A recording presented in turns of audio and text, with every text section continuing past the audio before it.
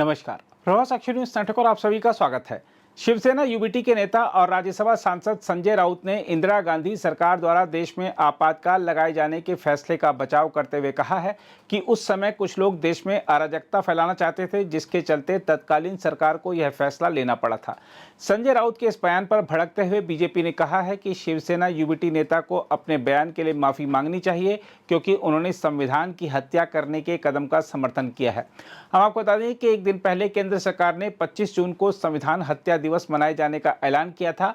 उसके बाद से पक्ष विपक्ष के बीच आपातकाल को लेकर राजनीति तेज हो गई है। आश्चर्य की बात यह है कि अविभाजित शिवसेना के नेता भी आपातकाल के समय प्रताड़ित किए गए थे, लेकिन अब संजय राउत नागरिकों के अधिकार छीने जाने को और उस प्रताड़ना को सही ठहरा रहे हैं। आइए देखते हैं क्या कहा था संजय राउत ने, उसके बाद आपको दिखाएंगे बीजेपी ने उन पर क्या पलटवार किया है। उनके पास कोई काम बचा नहीं है। 50 साल हो गए इमरजेंसी को, लोग भूल चुके हैं।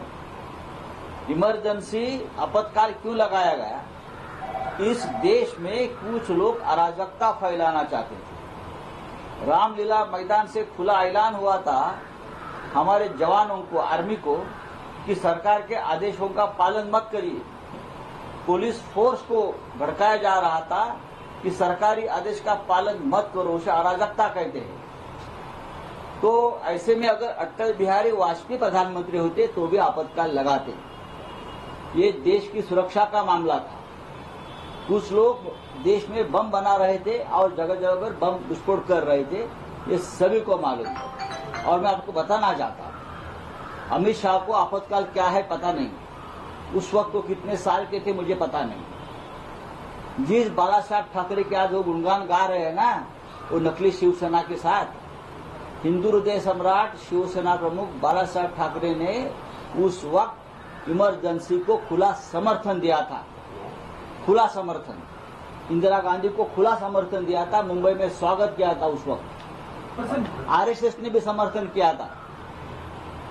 लेकिन उसके बाद जनता पार्टी की सरकार आई, उनको नहीं लगा कि संविधान की हत्या हो गई। अटल बिहारी वाजपेयी की सरकार आ गई, उनको नहीं लगा कि संविधान की हत्या हो गई। चंद्रशेखर प्रधानमंत्री बन गए, उनको नहीं लगा संविधान की हत्या हो गई। तो ये कौन है टिकोजी राव? पर सर क्या मंशा रखती है इस तरह के दिन साझा करने के लिए? क्योंकि उनके पास कोई काम नहीं है, ये लोगों को गुमराह करना चाहते हैं। उनके पास बहुमत नहीं है, लोगों ने उसको नकारा है, लोगों ने उसको हराया है।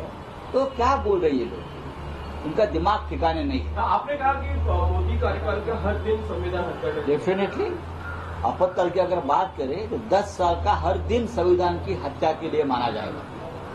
ऐसा एक दिन भी नहीं जहां लोकतंत्र की रक्षा हुई। जिस तरह से कानून, सेंट्रल एजेंसी, भ्रष्टाचार, अराजकता इस देश में बढ़ गई है, तो दर दिन संविधान की हत्या ही है ना।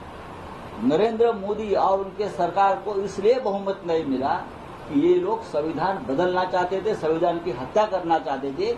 इसलिए देश के लोगों ने उनको बहुमत नहीं दिया है। और इंडिया अलायंस का लगातार ये कहना है कि संविधान हत्या दिवस नहीं मनाना चाहिए, क्योंकि कांग्रेस ने तो अपनी गलती को स्वीकार लिया था। वो चुनाव जीते उसके बाद कांग्रेस ने तो माफी मांग ली है। पर आज सामने नजर आ रहा है कि कैसे संजय राउत, उद्धव सेना और इंडिया अलायंस के बड़े नेता इमरजेंसी को जायज ठहरा रहे हैं। वो कह रहे थे और कह रहे हैं कि क्योंकि लोग एनार्किक थे, क्योंकि लोग इस प्रकार का व्यवहार कर रहे थे, तो इमरजेंसी लगाना जरूरी हो गया था।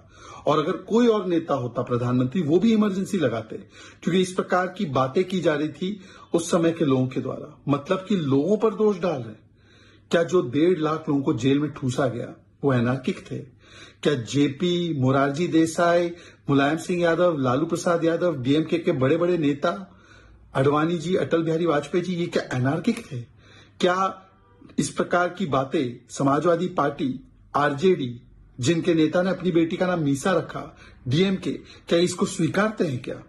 और सवाल तो ये बनता है कि कांग्रेस ने भी इसी प्रकार से कहा है। कांग्रेस के भूपेश बाघेल ने कहा है कि देखिए, इंदिरा गांधी साहसी थी इसलिए घोषित आपातकाल लगाया। मतलब आज भी आपातकाल वाली मानसिकता है, उसको जायज ठहराना, उसको जस्टिफाई करना।